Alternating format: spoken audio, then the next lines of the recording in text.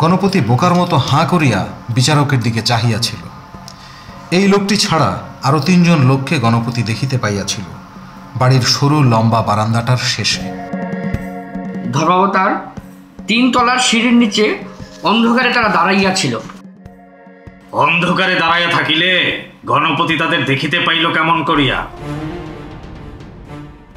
বিচারক এই কথা জিজ্ঞাসা করিলে গণপতি এতক্ষণ বোকার মতো চুপ করিয়া থাকিয়া এমন জবাব দিয়াছিল যে বিচারক সন্দিগ্ধ দৃষ্টিতে তার দিকে তাকাইয়াছিলেন।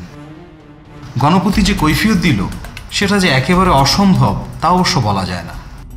অমন কত মজার ব্যাপার এই মজার জগতে ঘটিয়া থাকে।